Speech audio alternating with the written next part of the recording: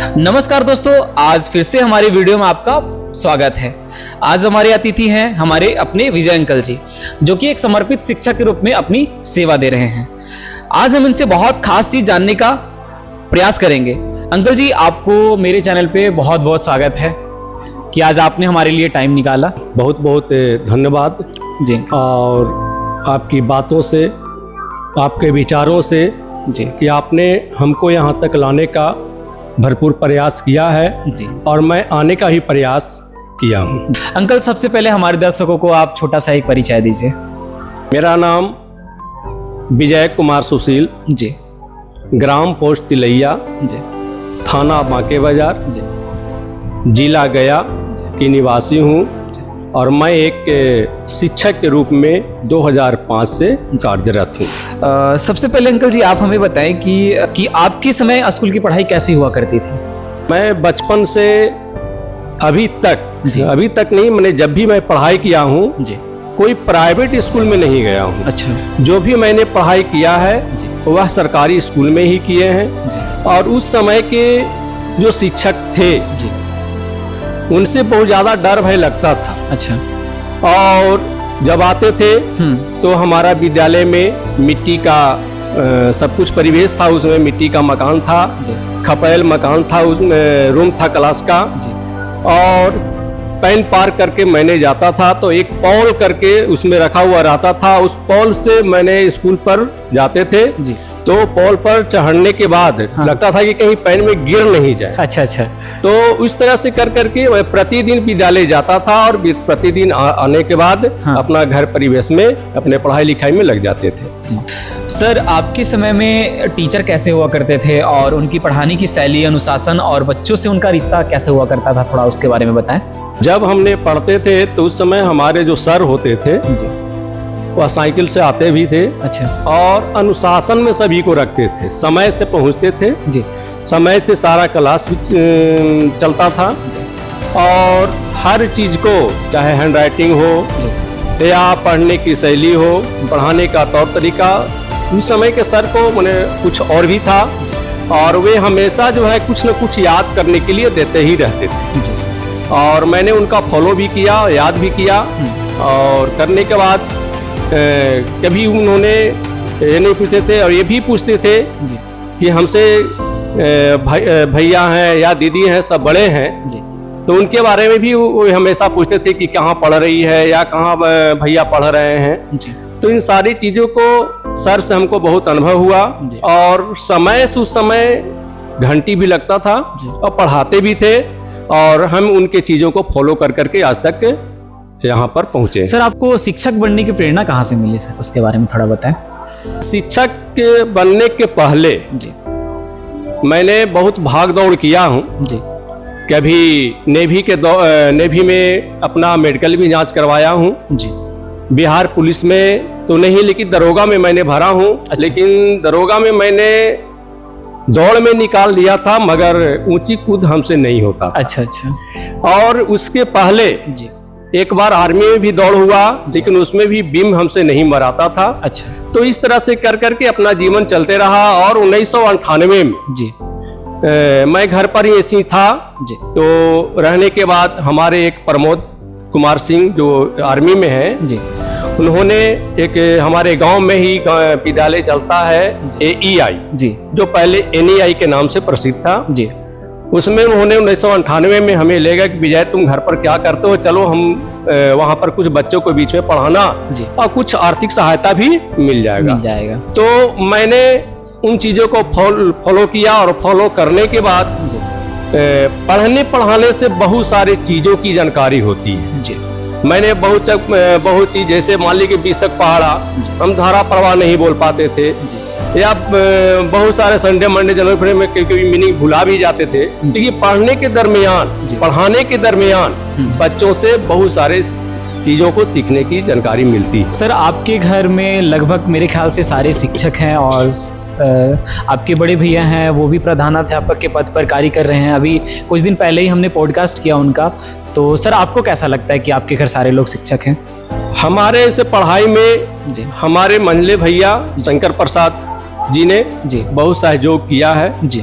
जब इनकी नौकरी 1999 में लगी थी जी, तो मैंने 1994 में बोर्ड दिया था जी। उसके बाद मैंने पढ़ाई बिल्कुल ही छोड़ दिया था। अच्छा अच्छा खेती गृहस्थी में लग गया था जी, बड़े भाई जो है से दूसरे जगह चले गए थे जी। घर का सारी जिम्मेदारी हमारे माता पिता बुजुर्ग हो गए थे जी। घर का सारा देखभाल हमारे ऊपर था। जी। जब मंझले भैया का नौकरी लगा जी। उसके बाद मैंने पढ़ाई का कुछ दायित्व समझा और उसके बाद जो है 1999 में इंटर का फॉर्म भरने के बाद 2000 ईस्वी में मैंने इंटर का परीक्षा दिया तो 30% से हम प्राप्त रिजल्ट मुझे आया जी। उसके बाद पुनः जो है बीए में एडमिशन किए और 2004 में हमारा ग्रेजुएशन फाइनल हुआ। उसके बाद उस समय टीचर की बहाली आनी थी जी। लेकिन किसी कारणवश वह बहाली रुक गया और रुकने के बाद पुनः जो है 2005 में नियोजित शिक्षक या पंचायत शिक्षक के रूप में बहाली किया गया और उस समय से हम अपना योगदान जो है मध्य विद्यालय तिलैया में प्रारंभ में दिया हूँ। उसके बाद विभिन्न विद्यालयों में हमें डिप्रेशन कर करके रखा गया और आज मैं स्थित होकर के मध्य विद्यालय लंबैया जो बैताल पंचायत में पड़ता है और उसके बगल के प्रखंड सरघाटी है। आपके समय में विद्यालय की जो अनुशासन कैसे सिखाया जाता था और क्या आपको लगता है कि आज भी वही है? थोड़ा सा सर उसके बारे में बताएं। हमारे समय में जो अनुशासन था जी वह अनुशासन आज भी है जी, बशर्ते उस समय सर जो थे जी सारा जवाबदेही ले लेते थे जी, गार्जियन कुछ भी नहीं कह पाता था जी, चाहे बच्चा को आप पीटिए या कुछ भी कीजिए जी, लेकिन हमारा बच्चा को पढ़ना चाहिए जी। लेकिन आज के परिवेश में जी यदि आप बच्चों को सिखाने का प्रयास करते हैं जी, थोड़ा सा उसको दंड देना चाहते हैं जी, तो आज के परिवेश में गार्जियन तुरंत आपके पीछे हावी हो जाता है जी। तो पहले और अब में अंतर तो है, सरकार का भी सिचुएशन है जी, कहना है कि बच्चों को मारपीट नहीं करना है। तो यहाँ तक है कि मैं भी जो शिक्षण का कार्य करता हूँ, बच्चों को पढ़ाने का काम करता हूँ, वह हंसने हंसाने जैसा ज्यादा भी प्रयास करता हूँ। हम में जो भी होता है उसको मैं गा करके सुना करके या किताबों के माध्यम से उसे मैं प्रखर लाने का प्रयास करता हूँ। सर पहले के स्कूल में काफ़ी अनुशासन हुआ करते थे और आज के स्कूल में थोड़ा सा देखते हैं तो थोड़ा अनुशासन कम रहता है और ऐसा मेरे को लगता है। तो थोड़ा सा आप उसके बारे में बताएं कि पहले का अनुशासन कैसा हुआ करता था और आज का कैसा है थोड़ा। जहाँ तक कि सवाल है पहले की जी, तो पहले सारे शिक्षक समर्पित थे जी, आज भी समर्पित है जी सर, मगर परिवर्तन तो है, परिवर्तन ही संसार का नियम है जी। पहले सरकार के द्वारा किसी भी तरह का विशेष योजनाएं स्कूल में नहीं चलाई जाती थी, शिक्षक जो भी थे सिर्फ पढ़ाने में समर्पित थे। अब आज जो है सरकार के द्वारा विभिन्न तरह के योजनाएं चला दे रही है। बहुत सारे बच्चे लोग जो है स्कूल में खाना खाने तक सीमित रहते हैं जी, कुछ पढ़ते हैं, कुछ खेलने के लिए ज्यादा प्रोत्साहित होते हैं जी। और खासकर जो मान ली कि खिचड़ी का जो मामला है जी, तो बच्चे लोग लाभान्वित तो होते हैं लेकिन सबसे ज्यादा ध्यान बच्चों को खाने पर रहता है, खाने पर रहता है, पढ़ाई पर कम रहता है। आज के परिवेश में बच्चों को जो भी याद करने के लिए देते हैं जी, तो वह बच्चा याद कर ही नहीं पाता है। चाहे तो इसका गार्जियन ध्यान नहीं देते होंगे, लेकिन पहले के गार्जियन कम से कम हम लोग को ये ध्यान देते थे कि ठीक है जो पढ़ के आया है उसको रीडिंग डालो। हम लोग तो लालटेन से ढिबरी से किसी तरह से पढ़ते थे, लेकिन आज के परिवेश में हर तरह की सुविधाएं होने के बावजूद भी बच्चे लोग विशेष रूप से ध्यान नहीं देते हैं और इसका कारण भी है कि मोबाइल का उपयोग होना। सर आप जिस टाइम पढ़ाई किया करते थे उस टाइम टीचर का सम्मान की बात किया जाए तो उस टाइम काफी हुआ करता था, और आज के परिवेश में देखा जाए तो टीचर अगर सामने से गुजर रहे हैं, अगर सर सामने से गुजर रहे हैं तो बच्चे थोड़ा ध्यान कम देते हैं। तो आप थोड़ा सा इसके बारे में बताएं कि पहले को लेकर टीचर को जो सम्मान हुआ करता था क्या आज के परिवेश में वही है? थोड़ा सा उसके बारे में बताएं। पहले का परिवेश और अब के परिवेश में अंतर है जी। पहले के परिवेश में बच्चे लोग ज्यादा मन लगा के पढ़ते थे, मोबाइल का समय भी नहीं था और जो भी पढ़ते थे वह किताब से ही पढ़ते थे जी। अब जो है मोबाइल का समय आ गया है, कुछ भी है चीज तो बच्चे लोग मोबाइल तो निकाल ही लेते हैं, मोबाइल का एक बहाना है, लेकिन उसे अन्य चीज भी देखना आरंभ कर देते हैं। मोबाइल एक ऐसा चीज है जो सब चीज उसमें रहता है। आप अच्छाई को उससे ग्रहण भी कर सकते हैं, बुराई को ग्रहण भी कर सकते हैं, लेकिन आपको क्या देखना है उसको दे सकते हैं। और पहले जो है बच्चे लोग जो भी हम पढ़ाते थे या हमसे जो भी बच्चे लोग पढ़ते थे, तो रास्ते में आने के बाद बहुत सारे बच्चे लोग अंटा खेलते थे या गुल्ली डंडा खेलते थे, तो देखते थे कि नहीं विजय सर आ रहे हैं, तो देख करके अपने घरों में दुबक जाते थे या कहीं पर छिप जाते थे।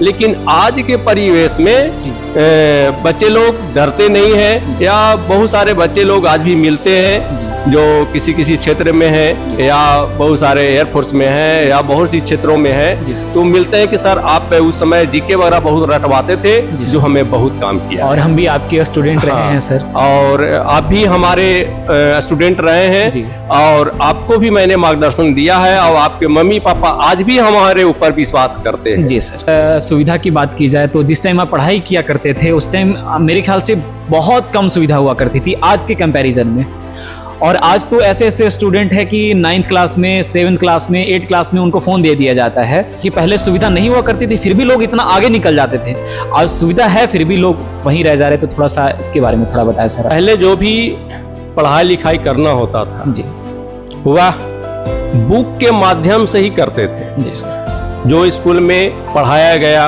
लिखाया गया, तो किताबों के माध्यम से लोगों को याद करते थे, हम लोग भी याद करते थे।